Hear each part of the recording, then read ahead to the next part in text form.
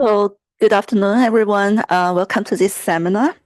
And it's a great pleasure for me to introduce today's speaker, Professor Shuchen, who is currently professor working at Xidian University, and in Chinese, that's Xi'an 电子科技大学. So, Professor Xiang obtained her PhD in philosophy from Humboldt University in Berlin and King's College London. She also studied at the University of York, the University of Hawaii at Manoa, the Pennsylvania State University, the University of Warwick, and the University of Cambridge has very, very rich academic background. I'm particularly amazed by the significant contributions she has made to the field of cross-cultural philosophy. So she's the author of several very influential works, including her book titled A Philosophical Defense of Culture, Perspectives from Confucianism and Xia, and another book is called Chinese Cosmopolitanism, The History and Philosophy of an Idea. And currently she's working on her third book titled A More Complete Humanism, The Confucian Alternative to the Liberal Capital Subject. So today, Professor Xiang will share her insights on the topic of Chinese cosmopolitanism, which is a very important topic. And as a researcher in the field of cross-cultural communication and intercultural education, I do believe that understanding cross-cultural philosophical underpinnings is not only essential, but also necessary. So I'm sure many of you, like me, are really looking forward to her very thought-provoking talk today. So please join me in giving her a warm round of applause. Okay, thank you. So thank you very much, Jenny. Thank you, and everybody for coming. So obviously, thank you to Education University of Hong Kong for having me, and as well as to the Ting Parking Foundation. So thank you so much, guys. So okay, so my like Jenny said, I wrote this book, Chinese Cosmopolitanism, and that's much more, in some ways, you can think of it as like international relations or kind of political philosophy. But obviously, this kind of question of cosmopolitanism and pluralism, multiculturalism has many different kind of applications and different ways, relevancies. And one of them is obviously to kind of multicultural in a kind of education background setting or sort of humanities teaching. To researchers who work on kind of cross-cultural issues. So obviously this kind of the idea of cosmopolitanism has many different applications. And so I'm going to try to talk about cosmopolitanism today with a focus to the interests that I think, in university life, such as yourself, would have. So so the talk will be I'll talk for about an hour, and then we can have discussions for the remainder half an hour. So first of all, I'll talk about I'm a philosopher, so philosophy is the thing that makes most sense to me when I try to look at phenomena. So I want to give a philosophical kind of history of our contemporary ideas about criticality in the humanities. And what I mean by criticality is generally kind of your assumptions about how to do research, methodology, what makes, being critical obviously makes you a good researcher. And I think that there are certain ideas that kind of philosophical ideas always come from somewhere, right? So, and that's kind of what I study because I'm a philosopher. So I provide like a historical account of where our dominant ideas about what is good methodology, there's a particular assumptions about what counts as kind of good methodology, what is good being critical. So I give an analysis of like the history of these ideas. And I also give an example of this kind of thing in action. And I give an example from the field of comparative literature, a field that I know well because I used to be in the field of comparative literature. So I'll give an example of this. Hopefully it will resonate and you can see what I'm talking about according to your own discipline as well, because obviously I don't imagine that there's anybody who does comparative literature here, but hopefully there'll be resonances. And then obviously I think that there are flaws in some of these kind of methods. And then I want to describe an alternative way of alternative paradigm or alternative kind of hermeneutics based on certain Chinese concepts. Okay, so that's what the outline today. So just so, as Jenny already described my background. So I have quite a kind of diverse kind of history in different kind of humanities disciplines. I might not be exactly in your discipline, whatever your discipline is, but I studied architecture first of all, and then I did a degree in English literature, and then I started doing comparative literature degree in the United States, which is why I really was able to observe a lot of the things that I'm going to talk about today. And then I did a philosophy in the University of Hawaii, which was very famous for kind of cross-cultural philosophy, because Hawaii's geographical location, there's a lot of Japanese, Korean immigrants, and so they actually study Asian philosophy a lot. So I went there in order to do that. And then finally I finished my PhD at the Humboldt University in Berlin and King's College London, doing German philosophy actually. So a lot of the things that I talk about, obviously, are drawing on my own experiences. So I just want to talk about my own experiences first of all. This is where I'm drawing a lot of my observations from. Okay. Okay. So. Right. So, like I said, I want to first of all talk about this where we today. I think we all would have certain assumptions about what kind of good methodology is, what kind of correct criticality is, and I will posit that this kind of really good breaking point for thinking about where our current ideas come from is a very famous German philosopher called Immanuel Kant, who is associated with the German Enlightenment, and then really the start of what we call modern philosophy. Before that it would be early modern, so it would be something like Descartes in the 17th century, but really modernity, and then really the period in which then humanity somehow became contemporary.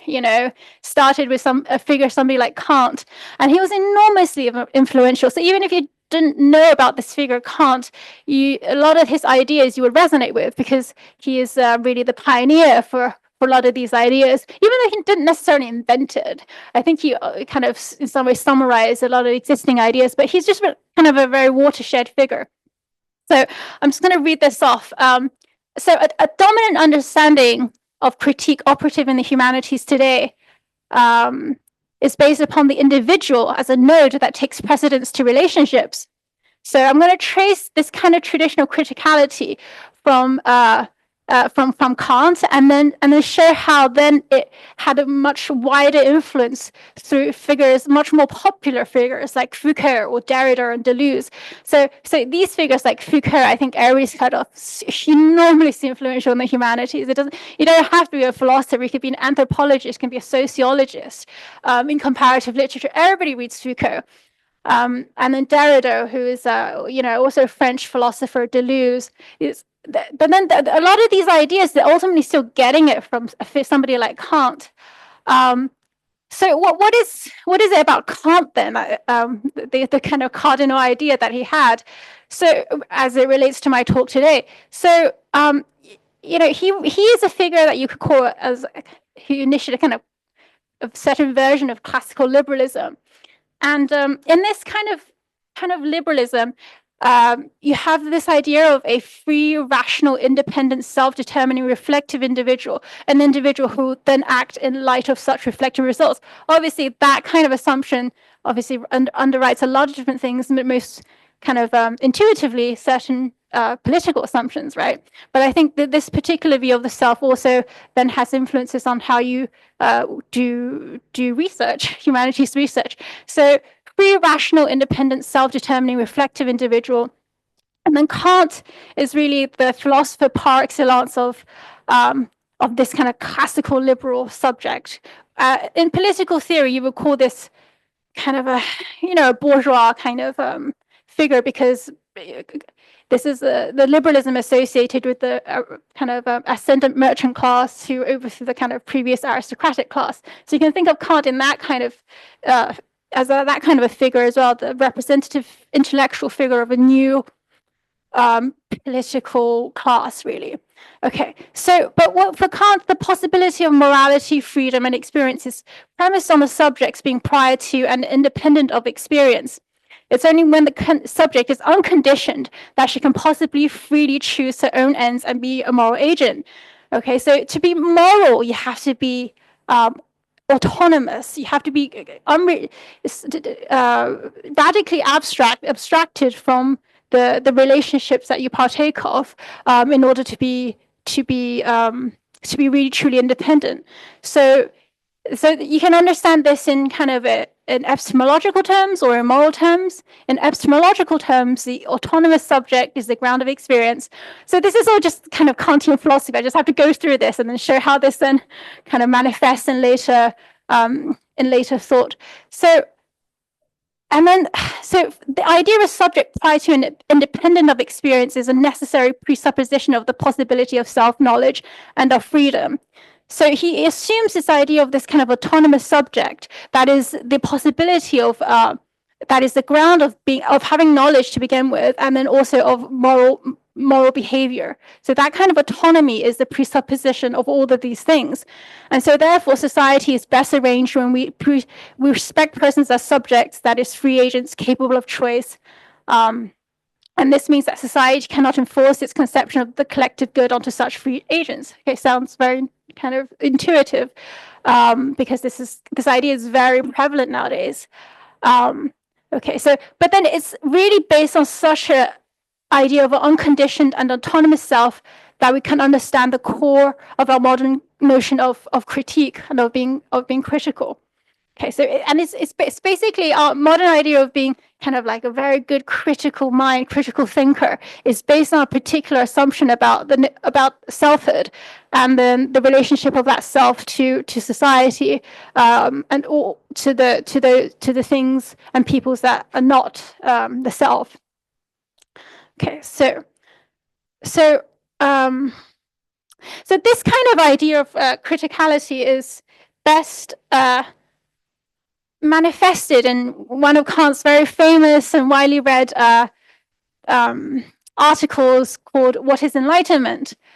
Okay, so if I just go through his essay, "What is Enlightenment?" Then I think will resonate with a lot of his ideas because they became so prevalent and so influential. So, in his seminal essay, "What is Enlightenment?" Kant defines enlightenment as man's release from his self-incurred tutelage. So he's obviously fighting against religious and political authority at that time. He really wants to free people's thinking from these kind of institutions that are kind of so there's that element. So that's the historical context. But so the tutelage is referring to other forms of authority, for example, religious authority.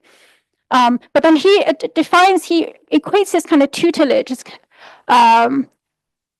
as a kind of immaturity and dependency. And then his self-incurred tutelage, the self-incurred is defined by Kant as man's inability to make use of his understanding without direction from another. So obviously he's, again, speaking to the fact that you have to be freed from that kind of the authority of the Catholic Church. You have to make up your own mind, this kind of thing. Okay, so Kant argues that this tutelage or irresponsibility of being ruled by others is self-imposed. Kant's definition of the Enlightenment is that of a self's own ontological self-sufficiency. So I have to be mature in that I have to myself overcome the experiences and teachings that other people are trying to impose upon me. I have to overcome that. That is enlightenment. If we interpret what he's saying, then under this view, the sign of true agency is the ability to negate the social constructions that society tries to impose. So we can draw out the implications of what he's saying. So it's really negation, resistance, and destabilization of what comes to the individual from the social. Obviously, he's kind of probably talking about the Catholic Church. That is the authentic, rational, autonomous self. So agency, human agency, is your ability to resist the things that so the society or other kinds of institutions are trying to impose on you, that's the site of true agency. So in this view of self, the true self is one that escapes or takes precedence to its social roles, as what comes to the individual from the social is only ever constraining. That's me kind of taking that, kind of drawing out the implications of this a bit more. Okay, so this kind of thing, we can then, very importantly, we can see that what I just described there much more in the very, very popular works of post-war French philosophy, which is why I wanted to come to. Because there's a whole movement, like in post-war French philosophy called libidinal politics, and it's kind of associated with like hippies. What is truly kind of giving you freedom? So it comes from this kind of people like this is Deleuze and Guattari, who wrote Anti-Oedipus, and then also very famously Foucault. So it's through people like this that I think really had that huge amount of influence on the humanities. Kant, not as much, because his writing is so dense and it's kind of niche. But I think that through I think Max is like, yeah, right. But I think that these much more kind of, you could call them popular philosophers, really much more propagated the kind of ideas that you find in Kant, even though Kant is saying it in this very kind of archaic way. I think that the same kind of ideas are disseminated by figures like Foucault, who I think everybody has heard of. You might not think Foucault has that much to do with Kant, but I think that the ultimate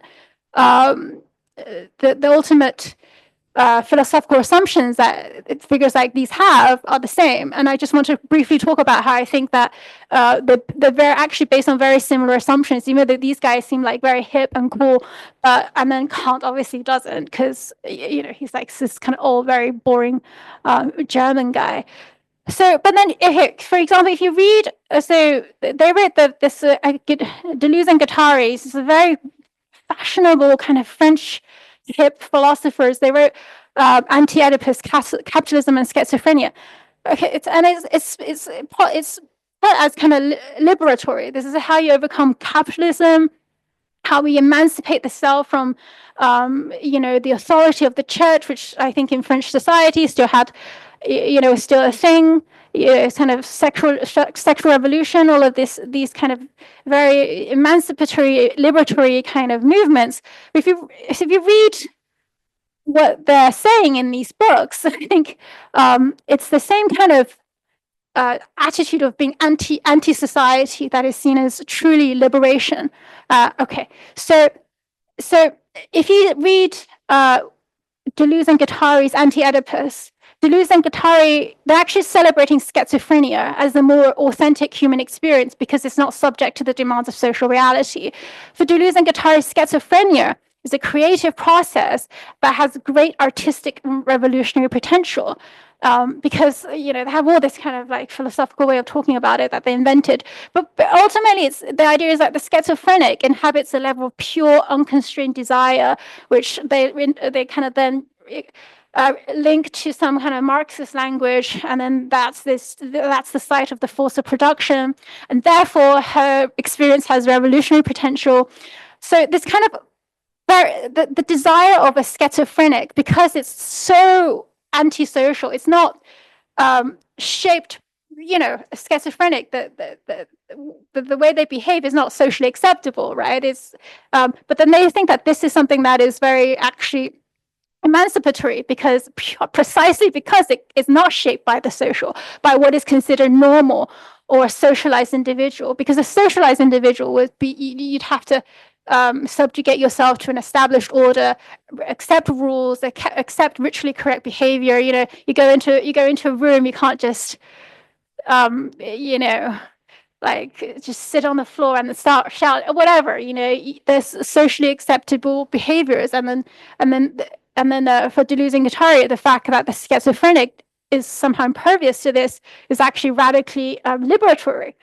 And again, I think this is I think this is very much in line with that kind of Kantian idea of this kind of unconditioned autonomous self. Okay, so schizophrenia is a kind of normative ideal that really motivates the vision of the political. So there's a little more kind of like how they argue this.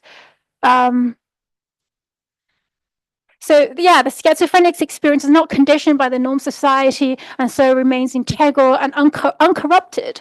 And so I really think of this as a kind of idealization of schizophrenia, and we see this kind of ideal of authenticity as that which destabilizes the external conditioning of the social cultural. So if I think in this kind of thinking, the social culture is always just oppressive. It's always going to oppress you. You want to be radically free and do things that are socially unacceptable. It's society that's forcing you to act in a particular way. So the true self is most complete or pristine prior to its being distorted or adulterated through engagement with the social and ultimately kind of physical world, I think, in their case. So just to give an example of how influential these kind of ideas are, you can see this kind of thing finding their way into literature as well. So if anybody's read the novel by Samuel Beckett called Malloy, he's really, the whole book is just like a kind of a description of the life of a kind of, I think, a schizophrenic or a mentally ill person. But then this was a kind of very avant-garde liberation, emancipation kind of idea. And I've tried to describe why it is I think that this kind of thing was then seen as liberation. So Samuel Beckett, very interesting. He's Irish, but I think he was working in France at the time. He lived in France, and so I think he wrote in this kind of. He was very influenced by that kind of French philosophy that was very popular at that time. Okay. And then Foucault. So I think Foucault just had so much influence. So, like I said, I studied. So I've been studying for a very long time, obviously. And ever since I've been studying, it's just been Foucault, I just cannot escape Foucault. In comparative literature, Foucault is just Foucault and Derrida. They were like gods. And I think so now that when I reflect on my experiences as a graduate student, just the overwhelming dominance of somebody like Foucault, I see the similar kind of things that is being said, and I think that what makes him so instinctively popular and fashionable, because I think it sounds very liberatory. Everybody wants to revolt against the parental authority, any kind of authority, you want to revolt against it. So, and he does a lot of work analyzing how kind of authority has this way of exerting authority over us, etc. So I think he's most famous for his analysis of sex. He's saying that so for Foucault, sex has historically been subordinated to the needs of bourgeois society, so heterosexual relationships that produce offspring, and he calls this austere monarchy of sex. So he's saying that the very fact of heterosexual sexual relationships which produce children, it was actually really an instrument of the state for population control. He calls it biopolitics, very famously. So he's very good at analyzing how things that we take as normal is actually a way that power is being exerted over us institutionally. So this means that any kind of heterosexual reproductive sex is a kind of bourgeois sexuality, was used for the end of population control, this is the success with which biopower has been deployed against us, means that the only avenue of resistance is bodies and pleasure. We must.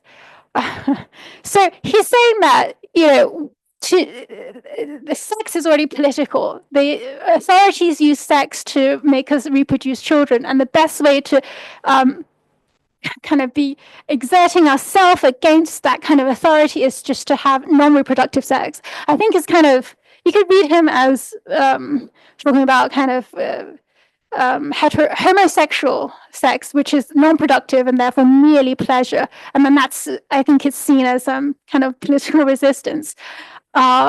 So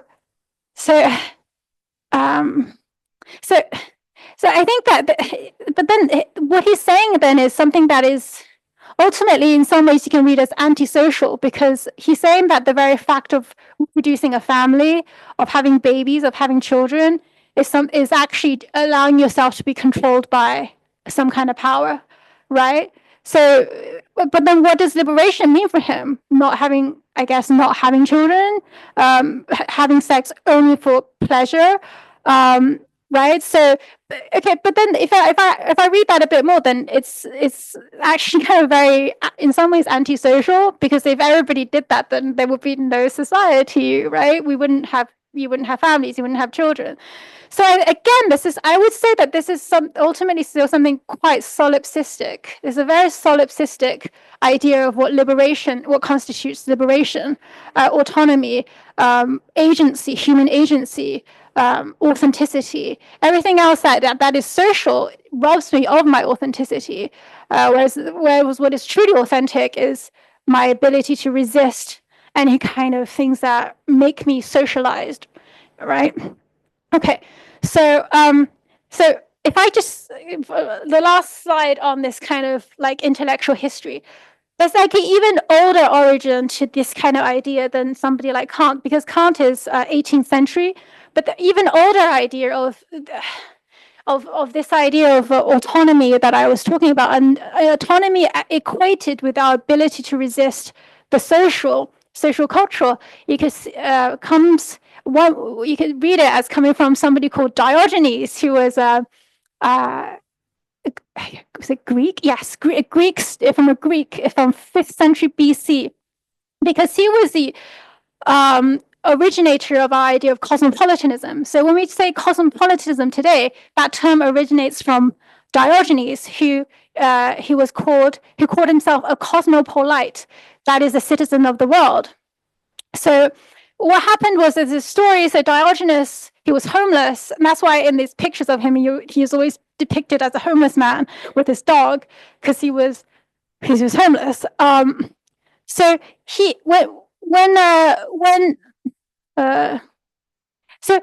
when somebody asked him, Diogenes, to what country he relates himself, he said, because in the Greek city-states, which polis do you belong to? Which polis are you from? Athens? Are you from Sparta or whatever? He said, I'm not a citizen of anywhere. I'm a citizen of the cosmos.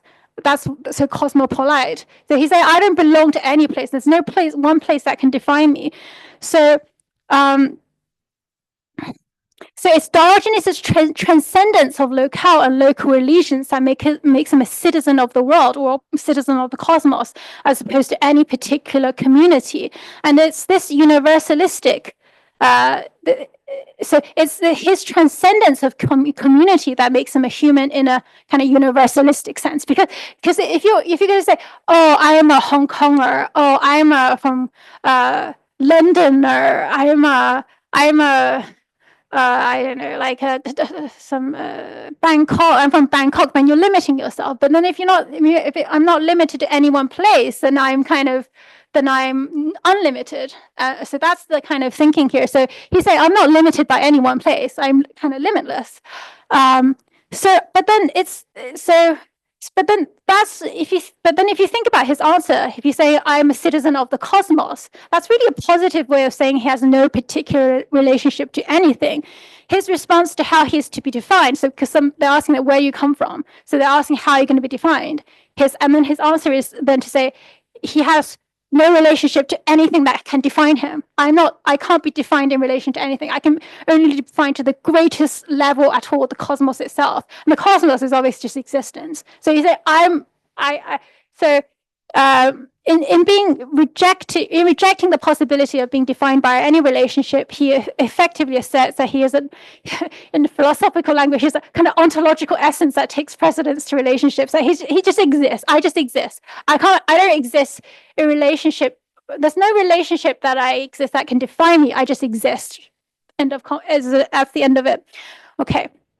Right. So, okay. So I've described like this very dominant view of the thinking about the nature of the self and her relationship to the social other that is not her.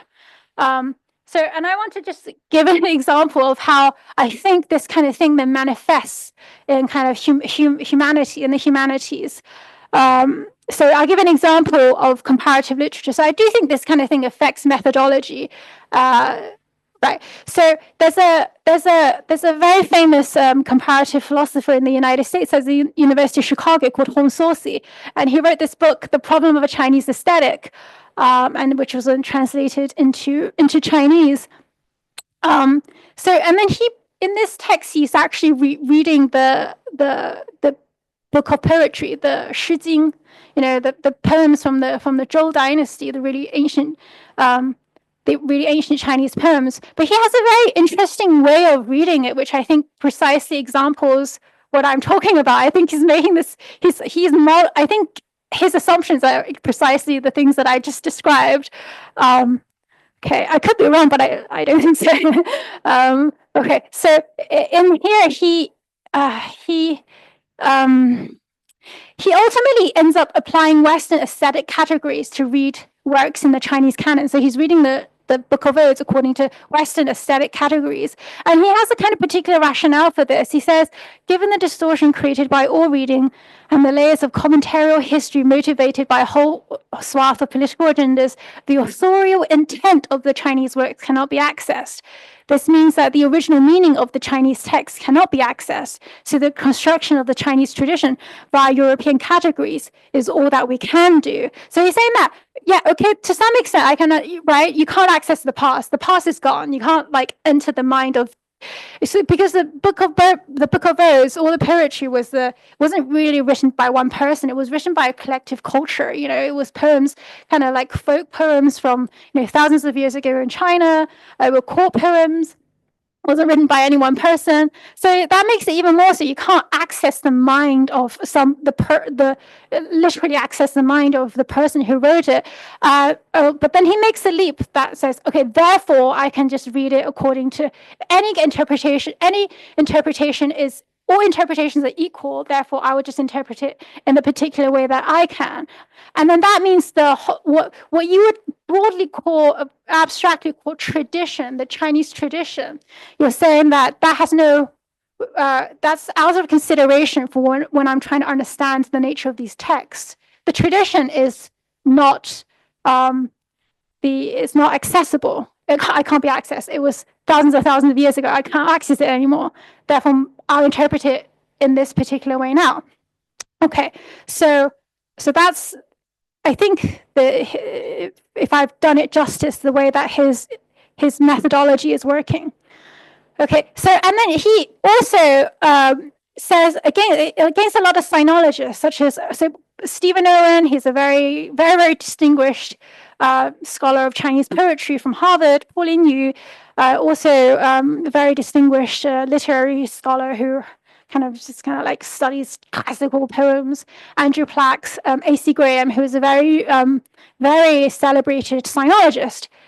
So these guys, they argue that there's a particular cultural context that you have to understand, or Chinese metaphysics, a Chinese worldview that shapes the way that the Chinese shapes our understanding of the Chinese poem, and that is qi. This idea of qi. He said that the Chinese have this own cosmology of qi, and then that impacts the way that you have to understand the meaning of these texts.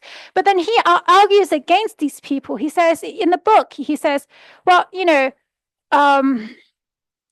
if you follow people like this and you're apologizing for the ontological stability of cultures, he's saying that. So he said, yeah, no, cultures are always changing, and then you can't then say that Chinese culture is always this one thing. And then he says that A.C. Graham forgot that all texts merely make asserting truth claims because we are all anthropologists nowadays. Okay, so and then A.C. Graham is a transcendental apologist, a purveyor of the mere inventory of the. Okay, so I'm very frustrated by the way he writes. It's very kind of a performative academic language, but essentially what he's saying, I think, is that ultimately, I think you can ultimately say that he's saying that these things cannot be considered for various reasons, either that you're apologists for the ontological stability of cultures, or that we're all anthropologists nowadays, whatever that means, et cetera, et cetera. He's saying that there's these kind of particular collective cultural epistemic things, for example, qi, plays no value in how we're supposed to understand a text, right?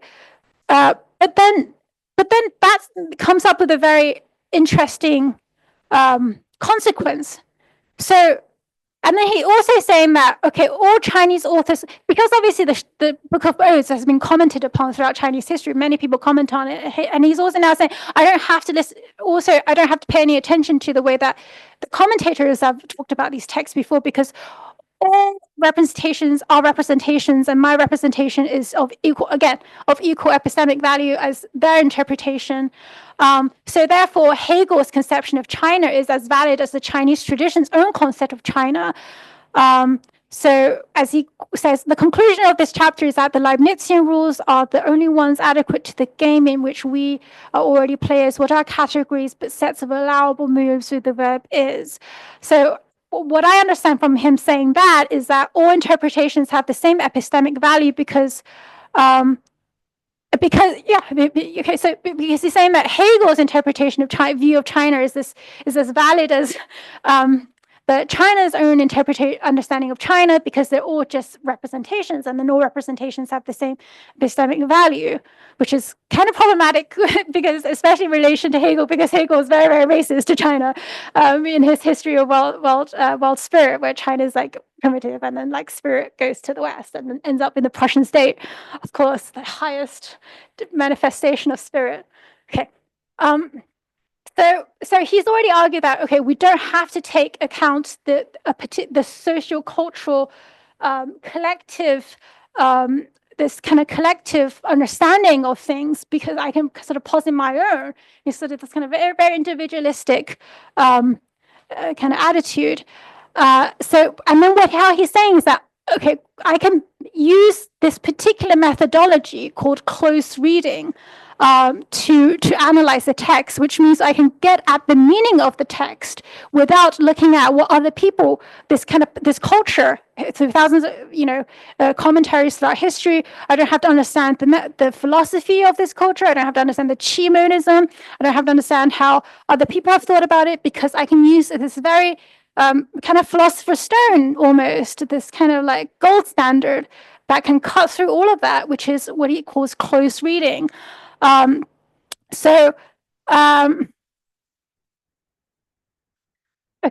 so what does he mean by close reading? So close reading is ultimately the foundation on which Saucy's claim to legitimacy of his that's his. He cut through all of his saying. He said, I can do a close reading of this text, and that can get you to the truth of what this text is saying. So if you look at the history of what close reading is, I'm obviously very good at that because I'm a philosopher.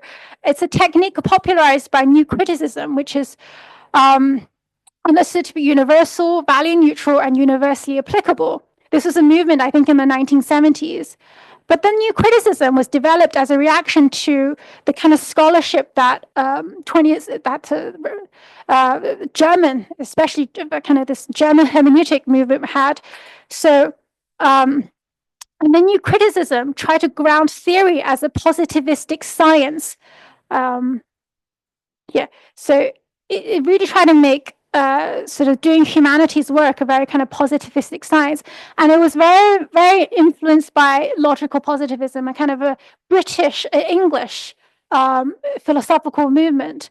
So, and as you can tell by the meaning, by the term itself, logical positivism, logic is value free. It's if I'm logical, then I can just understand the essence of something.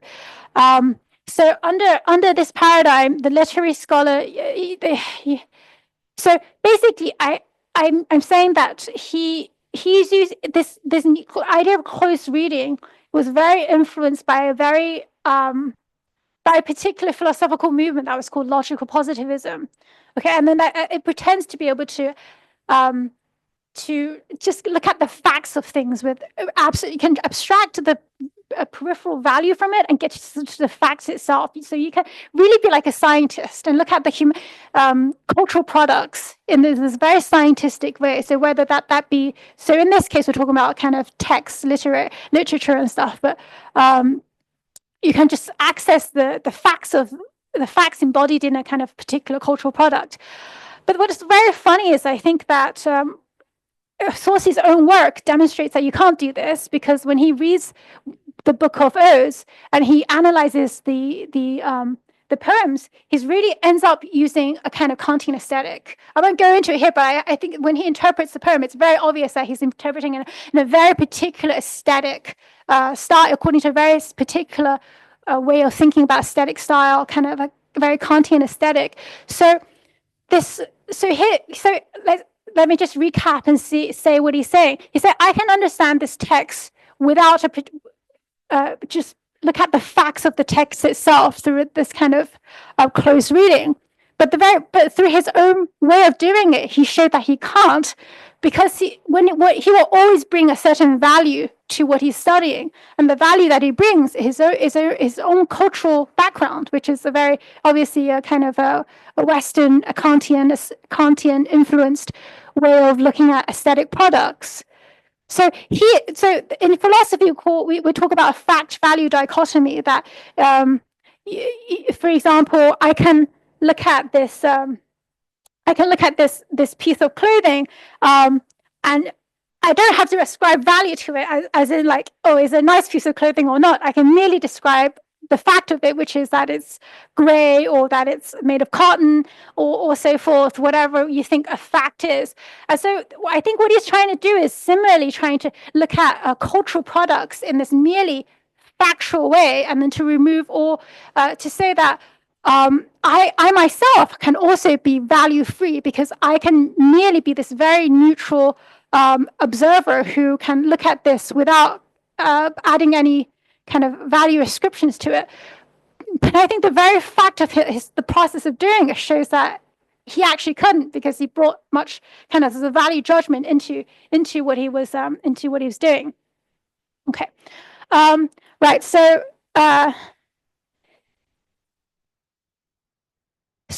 why am I so concerned about this? I think that this idea that in the humanities we can really abstract ourselves from our own kind of social conditionings, that because I'm so critical, I can be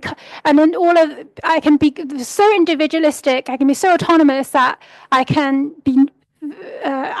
transcend my own social values, right? I can be kind of cosmopolitan. I can stand outside of my own social values, and then therefore very objectively assess the cultural products of another society, for example. I think that ends up having certain negative consequences. One of which is when Edward Said, in his book Orientalism, he talked about how there's certain kinds of knowledge production which feeds into Orientalism, because his whole point is that imperialism needs particular epistemic framework to begin with. You have to be able to think of Afghanistan in a particular way before you're going to be able to like go in there and conquer and then loot them or whatever. And then that's why the universities, academia, humanities are part of that kind of imperial project, because we produce certain kind of knowledge which makes it okay for the people to go in and then, colonize certain places, rob them of certain human dignities. All of this needs a kind of intellectual ground to be prepared for people. And that kind of thing he calls Orientalism. Orientalism and knowledge production that's very much tied to the material acts of kind of colonial takeover. But he also then talked about how there's a kind of knowledge production which is not Orientalizing, which is much more humanistic, and then overcomes that kind of very unfruitful relationship to others that he described. And I found that very interesting what he said. He said, positive knowledge of language and history was necessary, but it was never enough. any more than the mechanical gathering of facts would constitute an adequate method of grasping what an author like Dante, for example, was all about. So, and he said that really, well, so there's many different types of knowledge. To know somebody, if I say, oh, I know my husband, I said, okay, well, I can know that how tall he is. I can know the color of his hair. I can know, how old he is. But then this is all just a mechanical gathering of facts. There's a different way to know somebody, which is to know their perspective and to know how they think and how they feel about the world. That's very different kind of knowing, right? And so Edward Said is talking about the kind of very knowledge production that doesn't lead itself to Orientalism is kind of knowledge production that allows you to enter into the life. He says, the life of a written text is seen from the perspective of its time and its author. Right? So you really have to understand the tradition and the culture that produced the text and to be able to try as much as possible to get yourself into it. And he uses the German word eingefühlen, so it's like to go into the feeling of something. So, and then rather than the alienation and hostility to another time and different culture, his way of what he's talking about is a kind of profound humanistic spirit deployed with generosity, and, if I may use that word, hospitality. Thus, the interpreter's mind actively makes a place for the works that are otherwise alien and distant is the most important facet of the interpreter's philological mission. So he talks about subjectively entering into the life of a written text as seen from the perspective of its time and its author. Okay, so that leads me to the final part of my presentation, which is about this kind of, if we think about how, traditional Confucian concepts would deal with this fact of studying cultural artifacts, what would their methodology be? And I think much of it would be something more like humility. So very famously, Confucius said, when walking in the company of two others, I'm bound to learn from them. The good points of the one I copy, the bad points of the other I correct in myself. So any instance of encountering a social other, and then that also implies the kind of text that they've written, the cultural artifacts that they've made. It's always encountering social others is always, my first instinct should be to learn from them. I'm always going to learn something, right? Even if I don't like what you're doing, I can just make sure that you're an example, negative example, that I make sure to reflect on myself. And I think that kind of attitude of humility is very similar to there's a Islamic legal scholar that I really like called Y. Halak. And in this work, Reforming Modernity, he said, a new concept of the human thus demands new forms of acculturation, education, and upbringing. The forms in this new configuration take it for granted that the subject is formed by humility, modesty, and gratitude. So I think that this kind of attitude of epistemic humility informs what I'm going to say next. So in the Chinese tradition, I'll go through some Chinese texts now. So there's I think the very classical Chinese texts, it's very interesting how they always emphasize respecting customs. So in the Li Ji, so the Book of Rituals, which is a very important text recording the rituals of the Zhou dynasty, that Confucius loved and thought was perfect. There's one part that he says, okay, when you're going to a different state, you should ask about its prohibitions. You should also ask about its customs. And then, or if you enter into a different household, you should ask about its taboos. So this idea that there are different cultures. Cultures are different. And then when you go to a different culture, you respect that different culture. I mean, this kind of saying becomes very famous and influential because you see it in lots of different other texts. For example, the Huainanzi, which is a kind of Han Dynasty, kind of more synthetic text, which basically repeats the same thing. Respect the customs of the place that you're going into. But what is very interesting about this kind of, I would call it Confucian cultural relativism, is actually that it's not relativism in the that you can see more of this kind of relativism in the Book of Ritual as well. He said that the tribes around the states, the Rong, the Yi, they all had their several dispositions which cannot be altered. So it's saying this is a kind of a chapter that's making instructions to the emperor about how to govern. And it's saying there's people from different regions, because of climate, because of physical geography, and because of customs, they have particular ways of life, and you must not interfere with it. You have to educate them, but then you must not interfere with the customs. So there's kind of a respect for the existing life world of different people, and then that this life world, there are going to be differences. But then this kind of thing is never a radical cultural relativism, in the sense that it's never the case that, okay, these people do things differently here, these people do things differently here, therefore they cannot understand each other. These people eat their grandparents, and then these people eat their children, and then that's just it. Everybody has completely different norms, and therefore there's nothing. We just have to leave each other alone, because that's the kind of radical cultural relativism, right? So, but then that's also not what these texts are saying. They're never saying that there cannot be commensurability.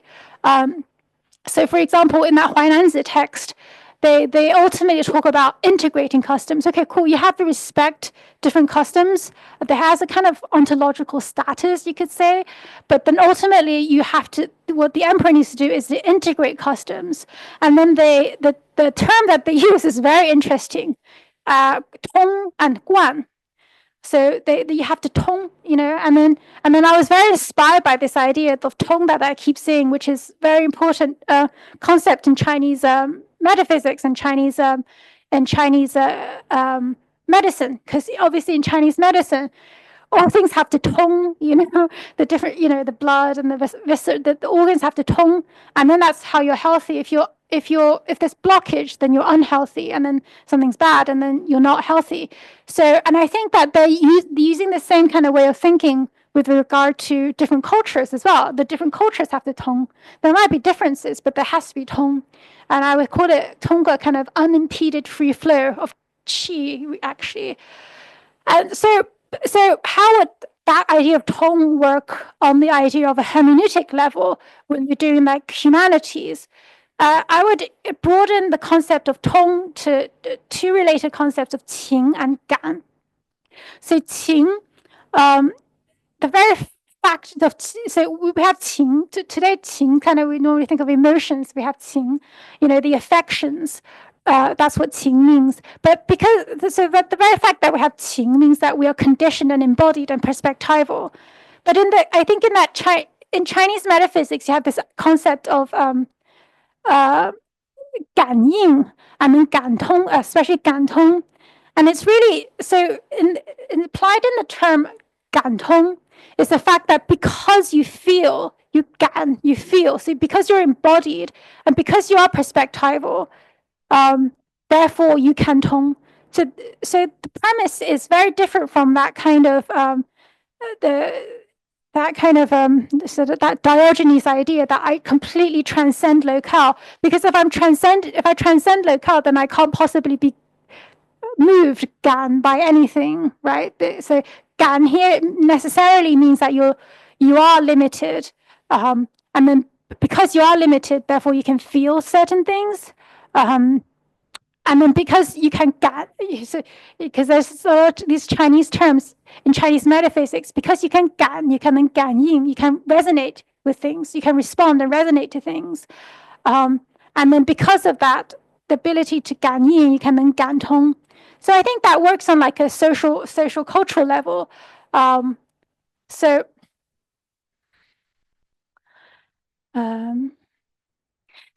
such an ability to feel and respond necessarily means so 感应 feel is 感 and respond is 应. So such an ability to feel and respond necessarily means being a perspective, that is having a body. So unless you have a body, you cannot 感, right?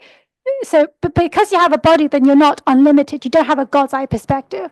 But if you're God, then you cannot be moved, because you don't have a body. You're unlimited. So the very fact that we're mortal and then we're limited means that we have a body and we're limited in space time and therefore contingent and not transcendent. But under this Chinese hermeneutic, it is only as embodied, perspectival, and contingent that we can 感通. Tong is necessarily has to be premised on the fact of 感, which is why I found that concept so interesting in Chinese, in the Chinese text. Okay.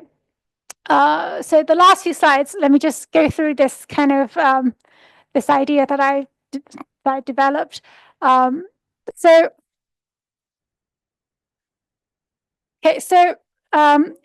the nature of a thing. So in Chinese we say the nature of a thing. The qing, it's 情性. You say 情性, or it's 情. It basically means the nature of a thing is how it's conditioned by the world. This means that, so when you're thinking along these kind of concepts, it means that to understand a thing is precisely to understand its situational context as well as the felt dispositions that this gave rise to. So you have to understand the qing of somebody. So when you're reading a text or or something, you're trying to understand the qing of the author and what the qing that is being communicated by the text. So in understanding the qing of a person, we allow ourselves to be affected by it, such that we 感应, we feel and respond to it. And then it's this kind of 感应, this kind of interaction between peoples that then leads to kind of social free flow. Okay.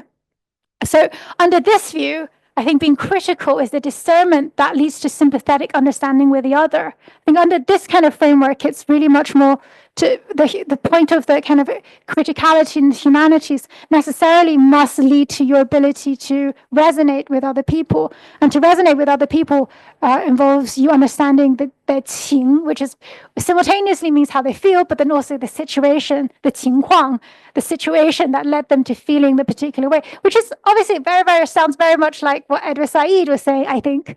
Because I'm obviously drawing on those things as well. He's saying, you have to enter into the mind of other people. So I think this is why I don't need to talk about this one. Okay. So, and I think that this kind of particular other different way of thinking about our relationship to the social cultural, and therefore when we do humanities research, we can also think about individuality differently, because at first, in the beginning, I talked very much about the autonomy of the self as the requirement for being critical. Kant saying that it's through my own rejection of religious social authority that means that I'm enlightened, that I am autonomous, that I'm mature and not immature. But I think that under the concepts that are very important in Chinese thought, individuality, uniqueness, or freedom comes in degrees. It's never, it's not that you're autonomous and that's it. It's much more it comes in degrees from a proactive responsiveness or attunement to others.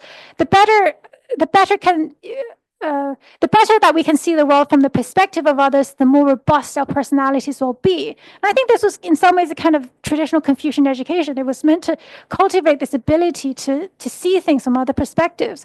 And I think that that's not so alien really even today. This point is intuitive because that's why we value a kind of liberal arts education. If you're being educated, you take on different disciplinary perspectives. So if you're educated in math, science, the humanities, music, you take on more perspectives, and the more kind of freer, the more agency you have as a person, the better you're able to make judgments about things. And then that's what gives you a freer individuality and a kind of more robust agency. And that's why you value education.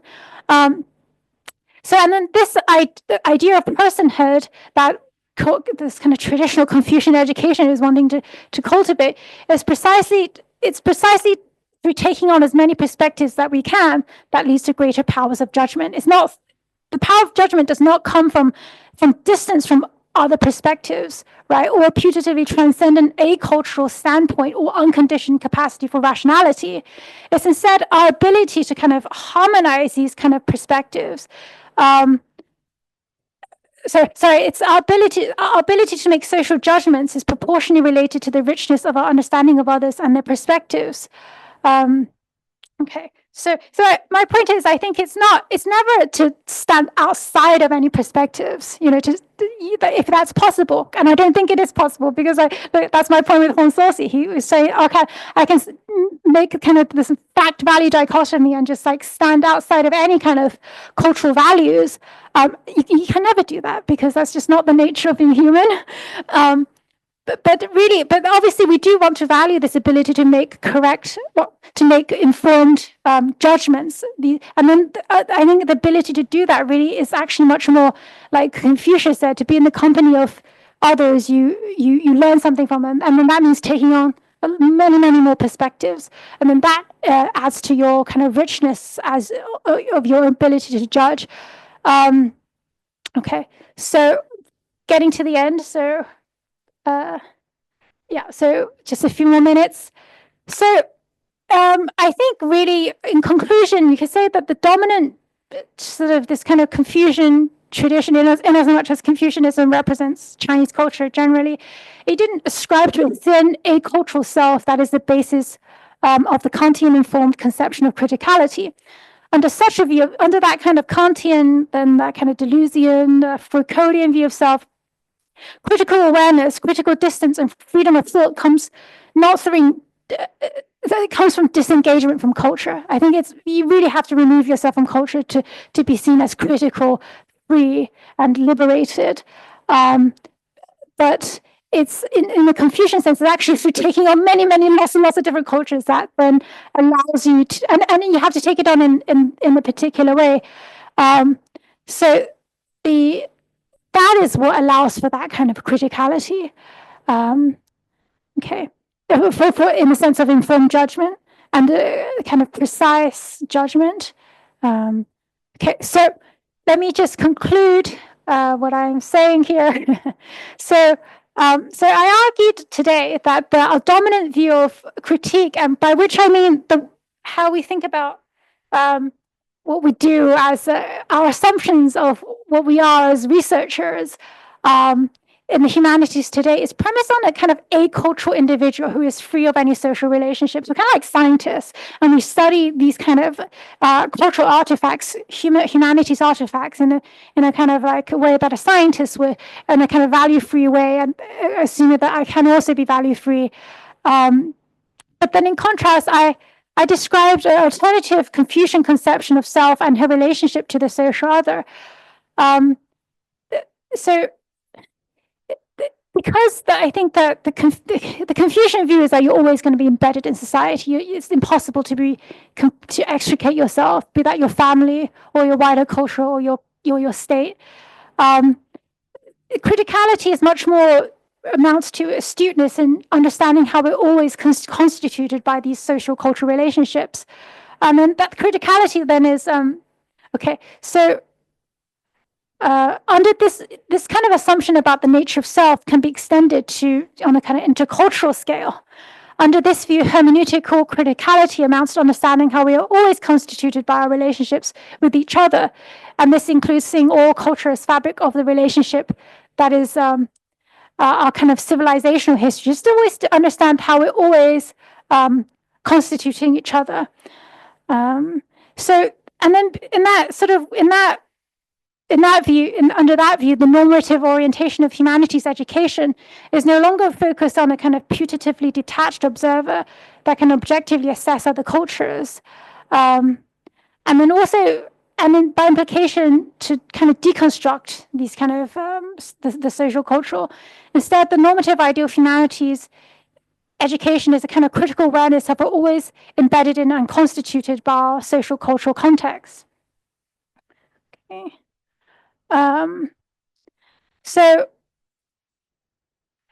that means that if I'm thinking along the lines of this kind of Chinese hermeneutics, we would stress with the need to recognize how all things are constituted by the relationships, either as parts of a larger social wholes or as related to historical continuities.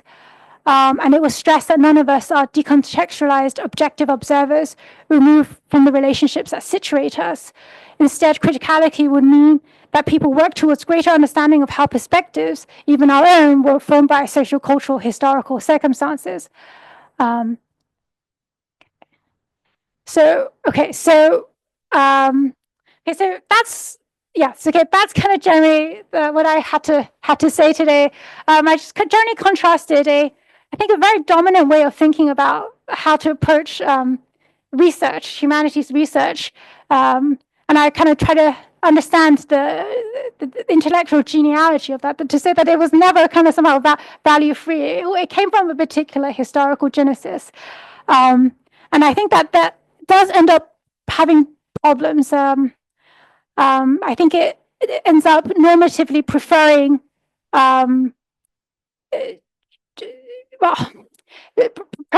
normatively preferring certain things, which also part of which is that you don't give traditions particular values, and then I think that it also ends up normatively prioritizing a certain kind of model of personhood, which has also particular implications.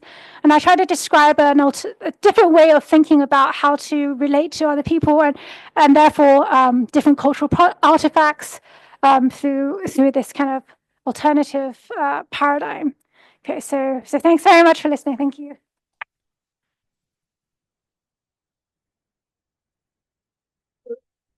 Professor, for this very thought-provoking talk. So now the floor is open. Thank you for the interesting talk. It reminds me of like a parallel conversation and communication where this idea that words have an absolute meaning, and then it's all transparent, people read a word and get the meaning. And so I'm going to give a quick example. There's a saying, I think, in many different cultures of cows follow the wind, horses run against it. So I think we all know what horses are, cows are, and wind is.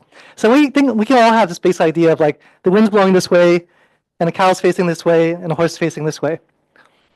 So it just tells us that there's some basic level where there are a lot of categories that we kind of have basic understanding of. I think most people kind of agree we have the basic understanding. But then beyond that, is this good or bad? Like, is the horse good or is the cow good? And this is really different across cultures. In some cultures, you want to be a cow. Follow the wind, don't break the rules, don't cause problems. In other cultures, you want to be a horse because it's strong, it's going against the wind. And so you can see there are different elements here.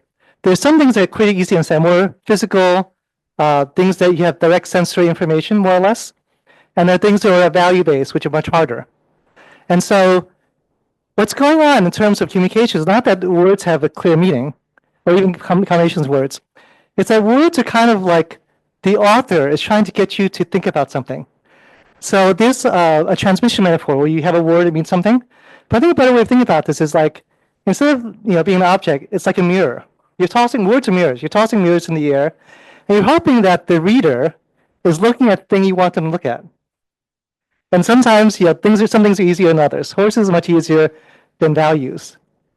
And so this connects to your idea of like why you need to understand other people, because it's not simply the words have a clear meaning. You have to think about what are they coming from, what perspective they have, and what meaning are they impeding to this particular situation. So even though everyone understands the same situation, they could take very different values from it. And I think the hierarchy you mentioned earlier is really powerful because if you're a dictatorship, you definitely want to have a transmission view of understanding. Like there's one right thing, you're doing the wrong thing, you're against the country, against the culture. As opposed to a more multiplicity where you need to learn more voices, which is like a Gantz dictator point of view. Just last point about the anthropologists. I think that comment is about people being outsiders. Everyone's anthropologists.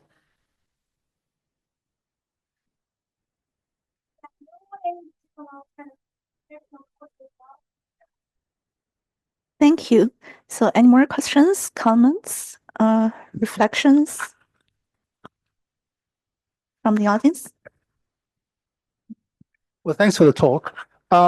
Just one quick question you may not want to answer, but what do you think about Merleau-Ponty? Partly because he's somebody who made a big deal about embodiment, and in fact, his main point is that there is no such thing as a kind of what you might call God's eye view of objectivity. So you can only see someone from within the situation, and I have to be in the situation to be able to appreciate you being in yours, even though we may not in some ways share entirely our situation. So I think Merleau-Ponty would be, is the name that comes to mind. Yeah. And the second question I have is the very first topic you raised, which is method. How do we adopt a method of the kind of empathy, I suppose, you are calling for? And I mean, I come from a particular philosophical tradition, and I was thinking of Hegel, The Science of Logic, because in the middle book of The Science of Logic is called a Logic of Reflection, which is precisely his critique of Kant, the logic where the reflecting self and what's reflected upon are taken to be separate or some opposite to one another, so that the reflecting self, like the critical self you're talking about, sees himself as alien to what is reflected on, and that's how it criticizes Kant, because in his view, Kant is just entirely abstract.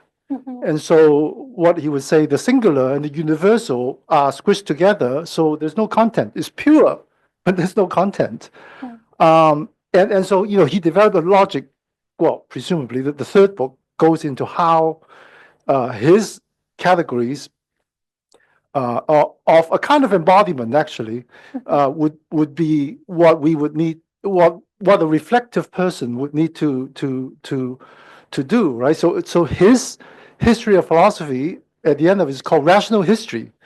So it's not just about facts, what happened, but also what we can learn from other acts of reflection, actually, as it turns out. So, but his understanding of China is totally crap. Okay, so it's totally distorted. And I studied Hegel with people in the West, and it is totally true. I talked to them, and suddenly it's like China is not on the map, and it's quite frustrating. So I'm very interested to learn how do we need to actually do a kind of logic to arrive at the method, or do we do we just write literature or something like that to sort of to articulate the kind of resonance and empathy that that could be achieved in something like a work of art, right? I mean, the one thing that I thought, because I grew up in colonial Hong Kong, and in a way, this is the cosmopolitan place that it was. I mean, it still is, I suppose. And we learn English literature, and we study Confucius. Right. And we are literally schizophrenic. I mean, as you were saying. And how do we make sense of these cultural influences? Is really the story of our lives, or at least in my case, anyways. Somebody who went on to do philosophy. So in a way, I'm very happy you're talking about cosmology, because you're talking about us, or at least my generation, anyway. So thanks. No, thank you. Yeah.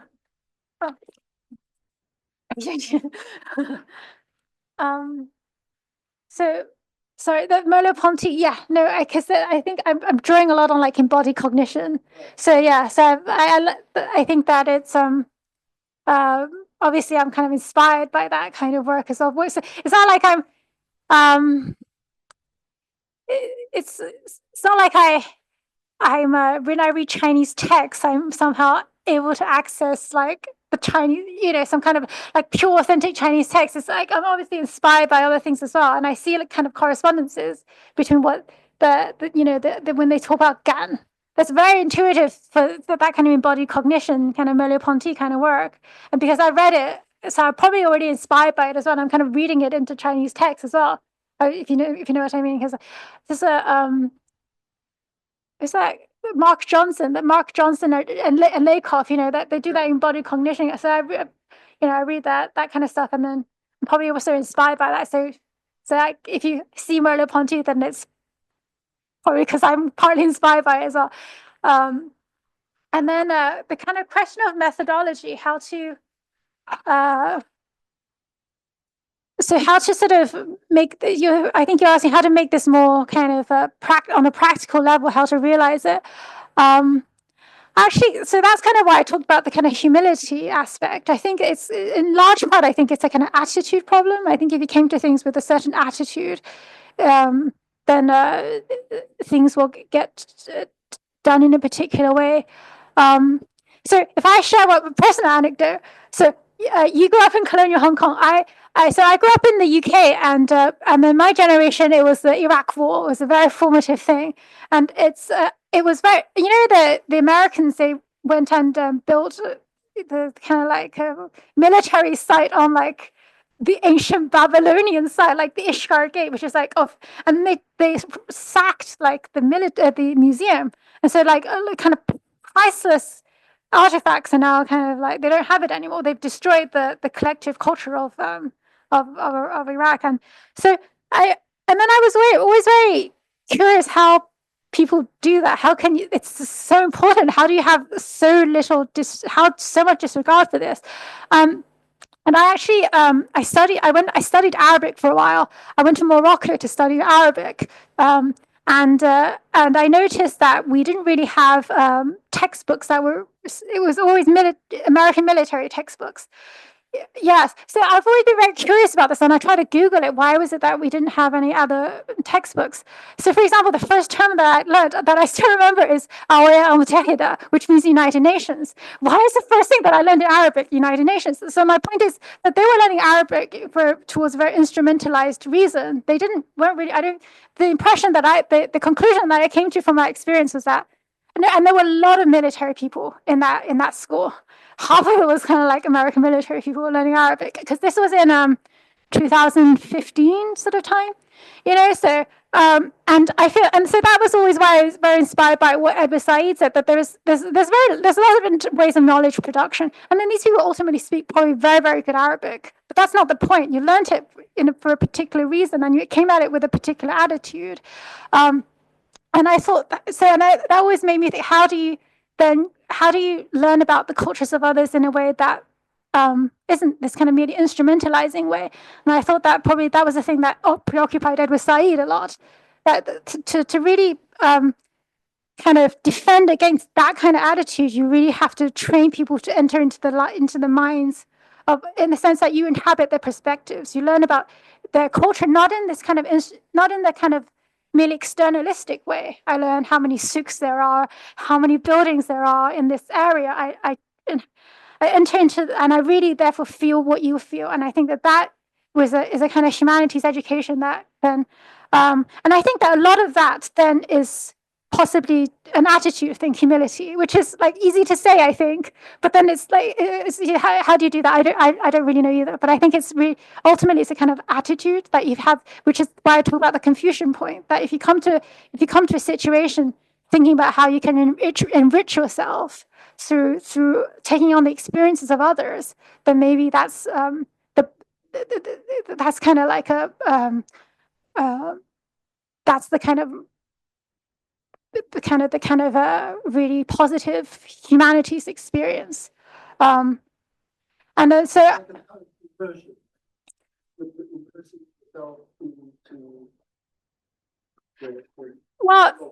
Well, you say that, but I think a lot of people can. If you think that you're at the end of history, you can go to like another culture and then just judge everything but negatively. It's just, and then that's the question: how do you cultivate that attitude? So, but then that's I think a much more an art as opposed to takes a lot of different things to realize that particular attitude. Because if you think you're at the end of history, and then you go, even if you stay there 10 years, I question whether you can you change your attitude. Yeah. I think there's also an issue of practicality. And so, like, let's say you're in Iraq war. There's an American soldier, walks to Iraq village, wants to understand what's going on, why they do certain things. Well, understanding culture is helpful because people are behaving certain ways. But what's really relevant to the soldier is not what someone said 100 years ago, even if people have the same sort of poetry. It's how these people feel now and what they believe, and are they going to try to kill them? So I think like in practical matters, theoretically it's very complex, but practically most times it's quite simple. You need to understand the person you're talking to. And that person has a particular culture, Am I interacting with them, paying attention, trying to think about what they're thinking? And like, if they're doing something, if you say something and behave surprisingly, that's like a learning moment. It's like, okay, something weird's going on. I have to figure out why are they not behaving the way I expect them to do. So I'd like make it to practical issues. The conflict issue is sort of like is less relevant. The immediate needs are kind of like catered to and addressed by trying to understand why is the person behaving this way.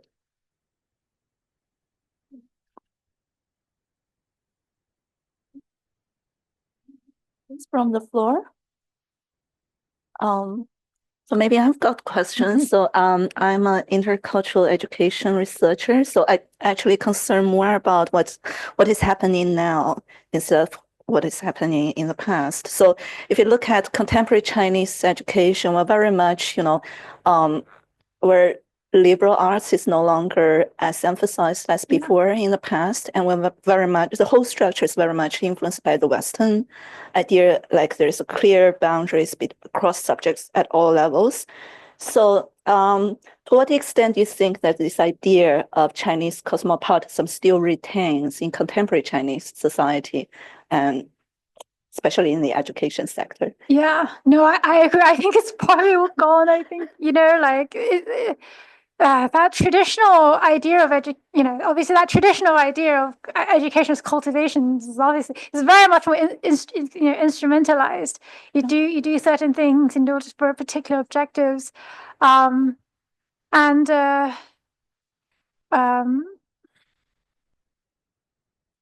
I think that. So I think it's kind of also kind of gone as well. Yeah. Because sometimes we're so puzzled also, we feel that we're not even sure which part of the traditional culture is lost or which part of that is still retains.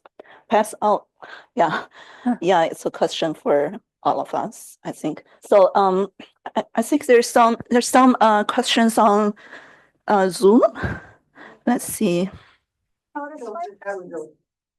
Sorry. Open chat window. Yeah.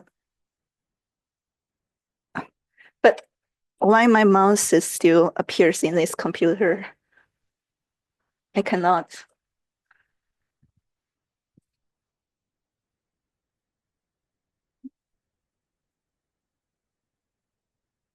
Okay, so here we have. Sorry. So Koji, he asked a question. So Koji says, "Thank you for the inspiring talk. It reminded me of the Japanese term for human beings, 人间 humanistic education should focus more on between persons." So it's a comment. Do you want to respond to that? Yeah. Oh no, I can use this. Yeah. So. Well, yes, it's precisely because the other model that I talked about is much more like a scientific model where you can sort of stand outside of persons. To really understand authentically what things mean, you have to sort of kind of have God's eye perspective, which is to stand outside of it. And then I try to talk about a way in which you can really get that degrees of very profound knowledge and truthful knowledge, through kind of a more immanentist way, through looking at like this Koji says, between peoples. So yeah. Thank you, Koji. So any more questions from Zoom and also from the floor? Okay. So Yuji is my PhD student. Okay. Thank you, Professor, for your wonderful presentation. So I have two questions. The first one is, you mentioned in post-structuralist view, a moral agent they are resisting social norms. They do socially unacceptable things. So they are kind of moral agents. But do you also think that people who do like cultural relativism, who do epistemic humility are another kind of moral agent or a new kind of moral agent? This is my first question. The second one is, do you think there is an equivalent term in Confucius framework that is conceptualized ethics or morality, just like the Western perspective way? Okay. Okay, so the first question I think epistemic humility itself doesn't necessarily mean that you're a kind of moral agent. I think it's more that if you have an attitude of kind of humility, you're probably more willing to like take on more things. You're kind of more susceptible to trying to learn more things, and then it's the end process of possibly taking on more things that allows you to have more kind of robust moral agency. So, like for example, when in that example I used of Confucius, if he's in the company of two others, if it's any situation he's trying to learn something, then it's always this attitude of wanting to learn. Whereas I think a particular idea of criticality is more that you're just always trying to judge other people. You're kind of trying to judge, and it's kind of a yeah, and then that you wouldn't necessarily have anything to learn from to enrich your own self. Whereas that humility attitude is more that the self is always a work in progress, that I always need to become better, and then I become better through kind of engaging with the perspectives of other people. So I think my own attitude is that it's that kind of attitude that more fruitfully leads to kind of a probably more robust kind of personality. Yeah, so you know, if you're just always wanting to learn, if you see every situation as a possible as a situation in which you can sort of enrich yourself, then I think that more likely leads you to becoming a more enriched person. I think, whereas like if you're just always thinking about how you can just stand outside of a situation and in order to kind of be some kind of like arbiter of it, then you're probably not taking on as much. You're not learning as much. Okay, and then so is there a kind of Confucian equivalent to morality? You think? So there's a Chinese that, you know, de is actually a very interesting concept, because de means morality, but if you look at the term historically, very interesting. It's very interesting Chinese understanding of what virtue is or morality is, because de, if you look at the more ancient texts, so like 左传, or the 战国策, so kind of warring states text, in those texts, the de is always kind of like somebody gave you something. So for example, the Wang, the emperor, de this piece of land to me. And then so I think that it's very interesting, because then the idea of virtue is basically I accrue a kind of social capital in as much as I benefit other people. And then so de is always what is moral or what is virtuous in Chinese. I think if you look at that kind of genealogy, is whatever is of kind of benefiting others and therefore benefiting yourself, because if I benefit you, then you're probably gonna be loyal to me, and then therefore I have 德望, you know, 德望, and then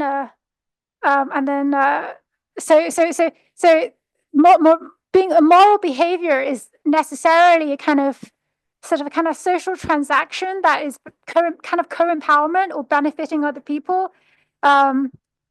So yeah, de morality. But then the Chinese idea of morality has a very interesting kind of like particular sociological understanding of how human beings work. I think that, you know, it's very, very Chinese. Thank you very much. Sorry, I think time is almost up.